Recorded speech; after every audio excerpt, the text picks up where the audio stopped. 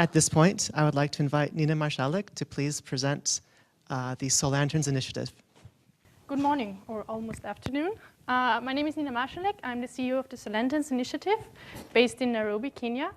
Actually, it's a great pleasure to be here. Thank you very much for the opportunity to present the Solanterns Initiative to you. Let me maybe start with my story. I came to Nairobi to work at the initiative for 3 months. Now it's almost a year that I'm there. And yeah, I'm still excited about the work. Why? Because it covers so many aspects of people's lives. It actually changes people's lives. And it affects them in a way which is really long-lasting. And yeah, it creates jobs, it helps the environment, etc. Let me give you a short overview about the background or the structure of the Solanterns Initiative. It was started almost a year ago by Renewable Energy Ventures, which is a Kenyan consultancy in the fields of renewable energy and energy efficiency. So among our projects are, for example, working with the Climate Innovation Center of the World Bank, or with foreign investors who want to get active in the Kenyan energy market. And during this work, we just realized that there has something to be done. At the moment, 23% of Kenyans do have access to electricity. That means that 77% don't, and they mainly rely on kerosene. And we already saw a little bit today in the short film, thank you very much for the film actually, what it means to have smoke at home, and what does it mean to use a kerosene lamp. So for those who are not that familiar with it, on the left side, we see actually a kerosene lamp. It's not much more than a candle. It's either a bottle with kerosene in it and a wick, or it's a small tin can, actually a broad one, with a wick in it, and it gives light for the families, for the households. They have to cook with this only and single kerosene lamp. They have to do their homework. They have to work in the evenings, and the evenings start at 7 p.m. in Kenya, so it's a long time they have spare time. Why do they only have one kerosene lamp? Actually, they just can't afford to get another one. And every minute they use the kerosene lamp costs additionally. So we set out to replace 1 million of those kerosene lamps, and therefore to change actually 6 million people's lives. The kerosene lamp, we all know that there are multiple disadvantages and problems, starting from health problems with respiratory illnesses, chronic eye problems, etc. Then we have the big safety issues. So there are, on the one hand, knocked-over kerosene lamps, which cause serious fires, which cause serious burnings of people. Then we have the economic side. People spend about $140 annually on kerosene just for lighting. And yeah, we have just this dim and smoky light. Then we have also the aspect that, for example, women can't use the public toilets in the slum areas because there is no light to go there. So it's much too risky just to step out of their houses. So we set out to deliver clean, efficient, and affordable energy for those off-grid households through innovative generation, but we also offer them the financing solutions, and we create jobs at the same time. I just told you a little bit how it is to use kerosene lamps. Let me now tell you how it is to use a solar lantern instead. So I met Rose. She's from Kayole, which is an informal settlement around Nairobi. And she started using a solar lantern a couple of months ago. And after a couple of months, we asked her, well, how is it? How is it to use a solar lantern? What impact does it bring to your life? And to sum it up in one sentence, she said, using a solar lantern exceeded my wildest imagination. She was really amazed at how much it changed her life and what impact the solar lanterns had on her. So she's a shoe shiner, actually, so she doesn't earn much. But when she comes at home, now having a solar lantern, her children are sitting on the table, they're doing their homework, they're studying, and actually in Kenya and all the developing world, it's not so much about doing the homework, it's much more about seeing the homework. So now they had the opportunity to sit there to study in the evening, and we all know to study more, and education is definitely a way out of poverty.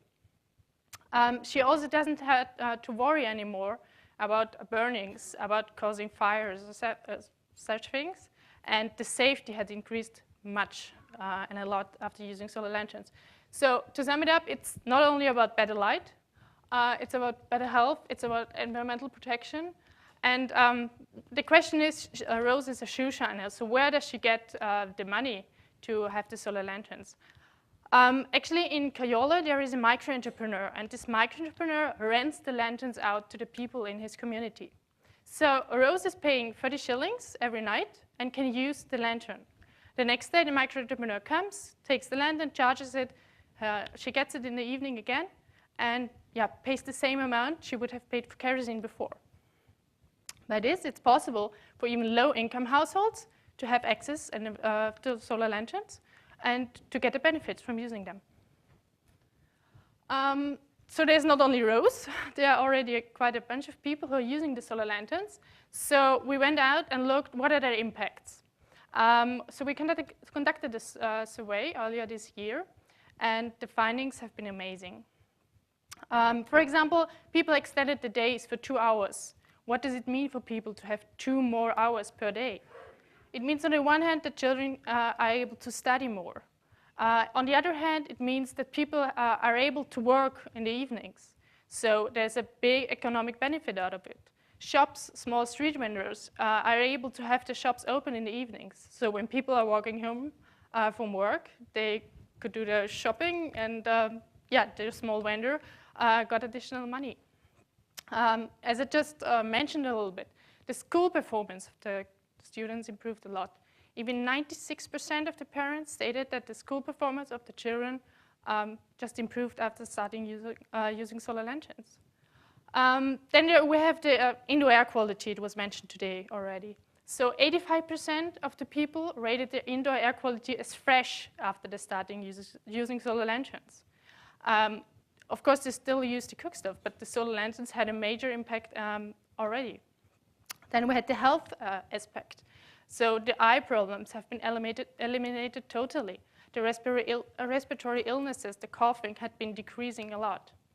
And then we have the safety aspect. 51% fewer fires have been reported in those areas where the solar lanterns have been used. So what are the solar lanterns? I actually brought you one. We are working with 2 models at the moment called SunKing and SunKing Pro. They basically work the same. They have a stand, they have the lamp, they have the solar panel. So you put the solar panel outside throughout the day, the battery inside gets charged, and you have the light at night. Both are certified by Lighting Africa, which is a World Bank and IFC program. They looked for all the solar lanterns on the market and distinguished a little bit those of high quality from those which are not. This one, the SunKing Pro, even has the capability of charging mobile phones. So just connect it and it charges mobile phone. We just heard how much benefits it brings to people if they're able to charge their phone at home. About the costs, the SunKing costs $25 and the SunKing Pro $45. We're very well aware that this is too much for the low-income people. That's why actually we developed a model, how to make it possible for them and available for them as well. Of course, we're not the only one, the only company who is dealing with solar lanterns. Actually, there are 9 other companies who have high-quality lanterns, high quality in terms of certified by Lighting Africa. But I definitely can say that the SunKing has a longer lighting duration than most of the others, and also the price is really very much competitive. And what differentiates us? What differentiates the Solanterns Initiative from the other companies? We have the comprehensive approach. So we don't only want to sell the lanterns, absolutely not. We give them training. We give people training about the lanterns, about how to build a micro company. We approach youth groups and women groups and therefore create jobs for them and give them women empowerment, of course. So it's a whole aspect we're covering, and that definitely differentiates us from the others. Shortly to the business model. So we're targeting 2 big groups. On the one hand, the peri-urban and the rural off-grid households, peri-urban in terms of surrounding the bigger cities. Those people mainly use kerosene, so they're definitely keen for an alternative to that. And on the other hand, also the already electrified households, because those households often have blackouts or brownouts. So they use candles in those cases if there's no electricity. And instead of candles, solar lanterns are a perfect alternative for them as well. Our distribution channels are mainly 4. So we have a retailer network already, more or less in all the major cities in Kenya. Those retailers are either electronic shops or individuals who are selling the lanterns. Then we're working with NGOs. Actually, for example, with GWEB International, or already with NGOs in Tanzania and Ethiopia, Project Ethiopia, for example. Then we're working with schools. Schools in 2 ways. Either the schools are buying the lanterns themselves and then distribute the lanterns to the students, or through a charity project. So somebody is donating the lanterns to the schools, and the schools are then distributing the lanterns to the students. And the last, but definitely not least, is the micro-entrepreneur model, which actually creates jobs for young people and for women. In this model, we are targeting and we are approaching youth groups and women groups. More or less everybody in Kenya is in some kind of group. And so we're approaching the youth groups and the women groups, propose them the model and the product. And as soon as there is interest from their side, we link them to a microfinance institution or to a bank. Actually, we are at the moment working, for example, with Rafiki DTM, and we talks to Equity Bank in Kenya. So those banks give the micro-entrepreneur loans, microloans, in order to purchase 20 solar lanterns. With those lanterns, they also receive a business and a technical training, either done by us or by GWEB. This training covers basics about bookkeeping, about financial matters, about marketing, how to approach customers, etc. Then the technical part comprises general knowledge about renewable energies and, of course, solar technology in particular, and the solar lanterns, how to handle them, etc. And the model works the following. The micro-entrepreneur goes around in the evenings, distributes the lanterns. Just the lantern, not the panel. The panel remains with him. So there's no problem of stealing the lamp or anything, because people can't do anything without the solar panel. Then throughout the night, the household has the solar lantern and pays the micro-entrepreneur 20 shillings, 30 shillings, not more or even less than the households would spend for the kerosene for that night. So by this, the households not only benefit from having a solar lantern, but they either pay less or the same amount. We actually have a very, very successful micro-entrepreneur. He started last year with 20 solar lanterns. He's now already 60, so 60 customers. He has even an employee because he can't manage to go around to 60 people every day. And he finances his studies just with this rental business. So those micro-entrepreneurs can make about $80 monthly net income. So they can pay back the loan and make a living from it. To sum up again, the benefits of this is, on the one hand, definitely job creation, and especially for young people and women. Then they have a regular and secure income. They really can make a living from it, can contribute to the household's economic situation.